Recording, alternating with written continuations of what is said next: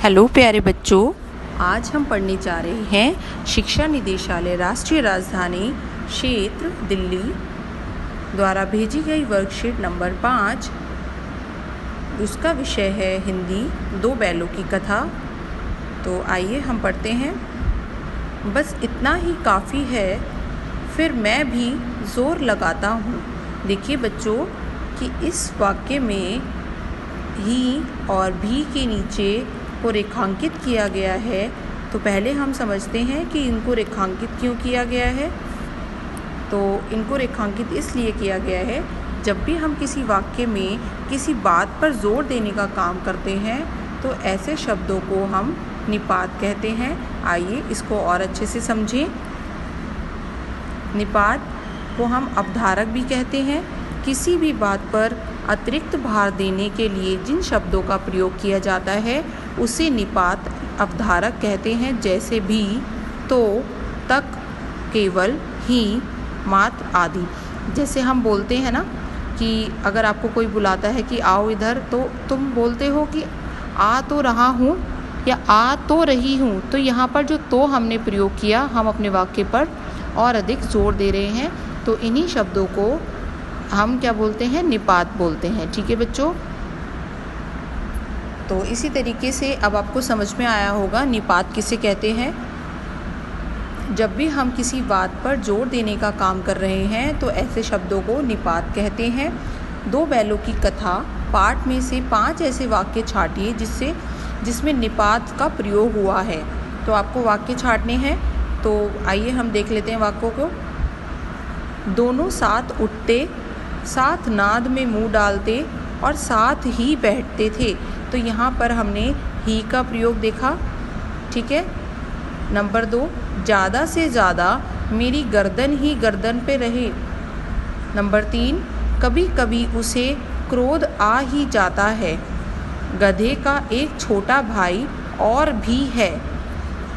यहाँ पर ये भी तो बोला जा सकता था गधे का एक छोटा भाई और है, पर यहाँ पर उस बात पर जोर दिया गया तो इसलिए इसमें भी का प्रयोग किया गया है। कभी कभी अड़ियल बैल भी देखने में आता है। ठीक है बच्चों, आपको ये पूरे 5 वाक्य अपने करने हैं वर्कशीट के अकॉर्डिंग। प्रश्न नंबर 2 देखते हैं। दो बैलों की कथा पाठ में जगह जगह मुहावरों का प्रयोग हुआ है। यहाँ कुछ मुहावरे दिए गए हैं, उनका वाक्यों में प्रयोग करना है। ठीक है बच्चों, आइए हम इसके उत्तर को देखते हैं। हिम्मत हारना, यानी कि किसी भी परिस्थिति में हिम्मत नहीं हारनी चाहिए। इन मुहावरों को आपको वाक्यों में प्रयोग करना है कि हमें किसी भी परिस्थिति में हिम्मत नहीं हारनी चाहिए हमें। ठीक है। 2 नंबर है टकटकी लगाना। बच्चे स्कूल खुलने की उम्मीद में सरकार की ओर टकटकी लगाए हुए हैं, मतलब किसी उम्मीद से देखना किसी चीज़ को। ठीक है। नंबर 3, जान से हाथ धोना। कोरोना के कारण दुनिया भर में लाखों लोग जान से हाथ धो बैठे। आप कोई और भी वाक्य बना सकते हैं जो आपको सुटेबल लगे। ईंट का जवाब पत्थर से देना। यह दुनिया उसी को सम्मान देती है जो ईंट का जवाब पत्थर से देना जानता है। नंबर 5, दांतों पसीना आना। शरारती बच्चे को समझाने में शिक्षक को दांतों पसीना आ गया, मतलब बहुत ही परेशान हो जाना। ठीक है बच्चों, आप इन मुहावरों को वाक्यों में प्रयोग कर लेंगे। अब प्रश्न नंबर 3 देखते हैं। जो शब्दांश शब्दों के अंत में जुड़कर अर्थ में परिवर्तन लाए प्रत्यय कहलाते हैं। ठीक है। अब इसमें प्रत्यय का भी एक प्रश्न आ गया है। समाज जमा एक सामाजिक, सुगंध जमा इत सुगंधित।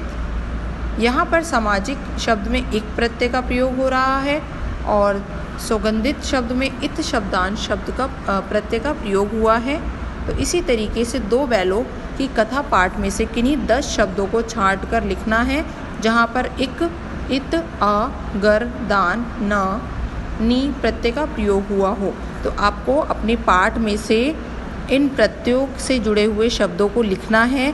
ये काम आप स्वयं करेंगे बच्चों, और आशा करती हूँ आपको पूरी वर्कशीट अच्छे से समझ में आ गई होगी। ठीक है बच्चों, अच्छे से वर्कशीट करेंगे सारे बच्चे। और मेरे चैनल को लाइक ज़रूर करें। ठीक है बेटा।